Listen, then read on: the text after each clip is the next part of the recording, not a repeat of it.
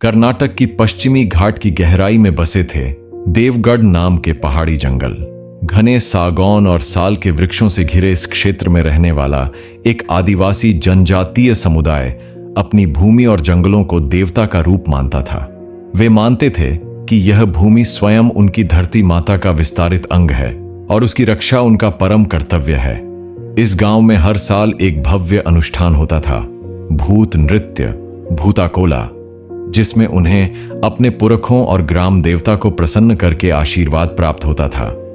गांव वाले दृढ़ विश्वास रखते थे कि जब जब गांव पर कोई संकट आता है, पुरंजलि देव स्वयं किसी माध्यम से प्रकट होकर उन्हें चेतावनी देते हैं और रक्षा करते हैं। गांव के बीचों बीच मिट्टी और लकड़ी से बने घरों के बीच से एक पतली पगडंडी निकलती थी जो सीधी जंगल की ओर जाती थी। उसी पगडंडी से उस दिन लौट रहा था 12 वर्ष का बालक अर्जुन। उसके हाथ में एक बांस की टोकरी थी जिसमें कुछ जंगली बेर और औषधीय जड़ें रखी थीं। दोपहर का सूरज ढलने वाला था। हवा में जंगल की नमी और मिट्टी की खुशबू घुली हुई थी। लेकिन तभी उसके सामने झाड़ियों के पीछे से अचानक हवा की रफ्तार में एक सुनहरा सियार निकलकर गुजरा। उसकी आंखें भूरी थीं और उसका रूप मानो सोने सा चमक रहा था। अर्जुन ठिठक गया। उनके समाज में सुनहरे सियार को देखना अशुभ संकेत माना जाता था। उसके दिल की धड़कन तेज हो गई। कुछ ही देर बाद उसने देखा कि गांव के मुखिया नागेश का परिवार अपने झोपड़े के बाहर सामान बांध रहा था। चादरें, मिट्टी के बर्तन, कुछ कपड़े और अनाज का एक थैला। अर्जुन दौड़कर उनके पास पहुंचा। नायक चाचा, आप लोग कहां जा रहे हैं? जंगल की सुरक्षा की जिम्मेदारी तो आपकी है ना? नागेश ने बिना नजर उठाए भारी आवाज में कहा। जिम्मेदारी थी बेटा, पर अब हमारी जान पर ही बनाई है। जिन शक्तियों से हम सुरक्षा की आशा रखते थे, वही अब हमें डराने लगी है। यहां रोज कुछ न कुछ अजीब घटित हो रहा है। मैं अपने परिवार की जान को और खतरे में नहीं डाल सकता। अर्जुन ने देखा, पास ही उसका मित्र सुधीर भी खड़ा था, जिसे उसने बचपन से भाई माना था। वह भी जाने की तैयारी में था। सुधीर, तुम तो कहते थे कि तुम मेरा साथ कभी नहीं छोड़ोगे, तुम भी जा रहे हो? सुधीर ने अपनी आंखें झुका लीं। अर्जुन, तेरा पिता तो अब नहीं रहा। वह ही इस गांव का रक्षक था ना? उसके बाद बचा ही क्या? यहां रहकर अब क्या मिलेगा? गांव के लोग एक एक करके अपने झोपड़े छोड़ रहे थे। अर्जुन ने चारों ओर देखा। सूने घर, बुझते चूल्हे और जंगल की ओर जाती पगडंडी पर लुढ़कती राख। तभी उसे फिर याद आया अपने पिता जगदीश की मौत। वह घटना जो 1 महीने पहले घट चुकी थी, लेकिन उसका रहस्य आज तक सुलझा नहीं था। घर पहुंचकर उसने अपनी मां राधा से पूछा, मां, तुमने कहा था कि पिताजी की मौत सर पर लकड़ी का गट्ठर गिरने से हुई थी, लेकिन सुधीर कुछ और ही बता रहा था। सच क्या है मां? राधा की आंखें भर आईं। उसने अर्जुन को गले लगाते हुए धीमे स्वर में कहा, मैं क्या बताती तुझे बेटा। तेरे पिता ने इस धरती की रक्षा की शपथ ली थी। उसी शपथ ने उनकी जान ले ली। पर अब जब तू पूछ रहा है तो तू भी सुन ले। यह सब 1 साल पहले शुरू हुआ था। 1 साल पहले का दृश्य, जहां पूरा देवगढ़ गांव आने वाले भूत नृत्य उत्सव की तैयारियों में लगा था। बांस के मचान बन रहे थे, नारियल और हल्दी से भूमि शुद्ध की जा रही थी और गांव के बच्चे ढोल नगाड़े बजा रहे थे। लेकिन उत्सव से ठीक 2 दिन पहले एक घटनाक्रम ने पूरे गांव को दहला दिया। गांव के बाहरी हिस्से के पास, जहां जंगल शुरू होता था, कुछ चरवाहों ने तंत्र मंत्र की सामग्री और एक नर मुंड देखा। वे घबराकर गांव लौटे और मुखिया जगदीश को बताया, मुखिया जी, कल रात किसी ने जंगल में तांत्रिक क्रिया की है। ऐसा लगता है किसी की बलि दी गई है। यह अपशकुन है। उत्सव से पहले यह अनहोनी शुभ नहीं। गांव में भय की लहर दौड़ गई।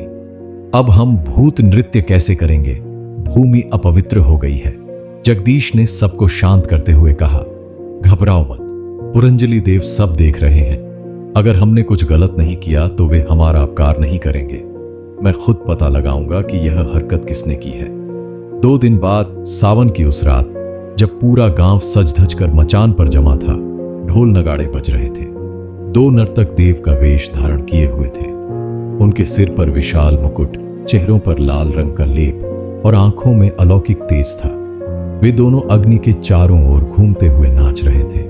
एक नर्तक जलती चिमटे को अपनी जीभ पर सटा रहा था, दूसरा अपनी पलकों के आर पार कीलें डालकर तपस्या कर रहा था। अचानक एक नर्तक की आंखें उलट गईं, उसका शरीर कांपा और वह जमीन पर गिरकर झूमने लगा।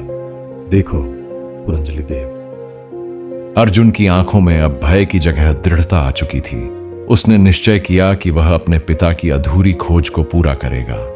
रात के अंधेरे में वह अकेला जंगल की दिशा में निकल पड़ा। चांदनी में वृक्षों की लंबी परछाइयां जमीन पर गिर रही थीं और हर कदम के साथ जंगल की निस्तब्धता किसी अदृश्य आवाज की तरह उसके साथ चल रही थी। वह वहीं पहुंचा जहां के बारे में गांव वाले कहते थे कि उसकी पिता की मौत हुई थी। जमीन पर अभी भी टूटे पत्ते, गिरे औजार और सूख चुका रक्त चिपका हुआ था। अर्जुन झुका और मिट्टी को छुआ। मिट्टी ठंडी थी मगर किसी अदृश्य ऊर्जा की तरह धड़क रही थी। तभी झाड़ियों से हल्की सी सरसराहट हुई। अर्जुन ने टॉर्च की रोशनी उस तरफ डाली। वहां कुछ नहीं था। वह उठा और बोले बिना आगे बढ़ा। तभी एक आवाज उसके पीछे से आई। कौन है वहां? आवाज उसी के जैसी थी पर वह अकेला था। अचानक हवा में अजीब सा शोर उठा। पेड़ हिलने लगे और दूर किसी ओर से मंत्रोच्चारण की ध्वनि सुनाई देने लगी। अर्जुन ने देखा 3 आदमी काले वस्त्रों में जलते दिए के चारों ओर कुछ कर रहे थे। उनके बीच एक ताबूत जैसा लकड़ी का बक्सा रखा था। अर्जुन ने ध्यान से देखा। उसमें वही प्रतीक अंकित था जो उसके पिता के ताबीज पर बना था। 3 वलय वाला सूर्य चिन्ह। यह तो हमारा देव चिन्ह है, अर्जुन बुदबुदाया। तभी उनमें से एक तांत्रिक ने मुड़कर उसकी ओर देखा। उसकी आंखें लाल थीं। कौन है वहां? वह गरजा। अर्जुन ने दौड़ना शुरू किया। झाड़ियों में से गुजरता हुआ गांव की ओर भाग गया। उस रात वह नहीं सोया पर उसकी आंखों के सामने बार बार वही दृश्य आता रहा। अगली सुबह वह राधा के पास गया। मां, जो पिता के साथ हुआ था वह आकस्मिक नहीं था। कोई इन जंगलों में कुछ गलत कर रहा है। राधा बोली, बेटा तुझे मत उलझना इन बातों में। जिनसे खेल रहा है वे मनुष्य नहीं, शक्ति है। पर अर्जुन के मन ने अब निर्णय ले लिया था। वह सीधा नागेश के पास पहुंचा जो अभी गांव छोड़ने की तैयारी कर रहा था। उसने सब बताया, तंत्र मंत्र, देव चिन्ह और वह बक्सा। नागेश गहरी सांस भरकर बोला, हम सब जानते हैं अर्जुन, पर जो सच तू जानना चाहता है वह जानने के बाद तेरे पास लौटने का रास्ता नहीं बचेगा। अर्जुन बोला, अगर मेरे पिता ने इस भूमि की रक्षा के लिए जान दी तो अब मैं इसे छोड़ नहीं सकता। नागेश ने झोपड़ी के कोने से एक जंग लगा तलवार नुमा लोहे का टुकड़ा निकाला। यह तेरे पिता की है, शायद अब इसका सही हकदार तू ही है। अर्जुन ने तलवार ली और जंगल की दिशा में मुड़ गया। रात ढली। उसी स्थान पर फिर वही तांत्रिक गतिविधि शुरू हुई। अर्जुन पास की चट्टान के पीछे छिप कर देखने लगा। मंत्रोच्चारण के बीच एक तांत्रिक ने बक्से से कुछ निकाला। वह एक पुराना मुकुट था जिसके बीच लाल पत्थर जड़ा था। वह मुकुट वही था जो भूत नृत्य वाले नर्तक पहनते थे। पुरंजलि देव, हमारे अधीन आए, तांत्रिक ने जोर से कहा। तभी एक झोंका उठा। आग की लपटें ऊंची हुईं और चिल्लाहट गूंज उठी। एक अदृश्य आकृति हवा में तैरती दिखी और तांत्रिक जमीन पर गिर पड़े। अर्जुन घबरा गया पर तभी उसने किसी को आवाज दी, भाग मत बेटा, यह तेरे पिता की कही बात का उत्तर है। वह कोई और नहीं, खुद उसका पिता जगदीश था। उसकी आत्मा अर्जुन के सामने प्रकट हुई। धूप धुएं में उसका आभास दिखाई दे रहा था। चेहरे पर वही स्नेह लेकिन आंखों में पीड़ा। पुत्र, मुझे इंसान ने नहीं, लालच ने मारा। गांव के कुछ लोग उन ठेकेदारों के साथ मिले थे जो इस जंगल की खनिज संपत्ति चाहते थे। उन्होंने ही देव पूजन को अपवित्र किया ताकि लोग डरें और यह भूमि खाली कर दें। अर्जुन स्तब्ध था। तो देवता नहीं, मनुष्य ही शत्रु हैं। जगदीश की आत्मा बोली, देव कभी अपने बच्चों का बुरा नहीं चाहता, लेकिन जब धर्म भ्रष्ट होता है तो उनका क्रोध प्रकृति के रूप में उतरता है। अब तू ही रक्षा करेगा इस भूमि की। इसके साथ ही वह दृश्य विलीन हो गया। अर्जुन के कानों में बस ढोलों की गूंज बची। अगले दिन जब ठेकेदार शर्मा अपनी टीम के साथ खुदाई करने पहुंचा तो अजीब अजीब हादसे होने लगे। मशीनें अपने आप बंद हो जाती। एक मजदूर अचानक अंधा हो गया। दूसरे ने चिल्लाकर कहा कि उसने पेड़ के ऊपर किसी बिना जीभ वाली औरत को देखा है। सब भयभीत थे पर शर्मा ठहाका मारकर बोला, भूत, देव, सब अंधविश्वास है, हमें तो बस खनिज चाहिए। रात का दूसरा प्रहर था। हवा में नमी और डर था। शर्मा के तंबू के बाहर किसी के चलने की आवाज आई। जब उसने बाहर देखा तो मिट्टी पर लाल निशान बनते जा रहे थे, मानो किसी ने अभी अभी वहां कदम रखे हों। उसने टॉर्च उठाई और सामने उसे वही औरत दिखी, राधा। चेहरे पर खून, बिना जीभ और चेहरों से दर्द टपकता हुआ। उस भूत जैसी आकृति ने कहा, इस जंगल की सीमा में। सुबह हुई तो जंगल में एक अनोखी शांति थी। हवा में अब वह डर नहीं था जो कई दिनों से पसरा हुआ था।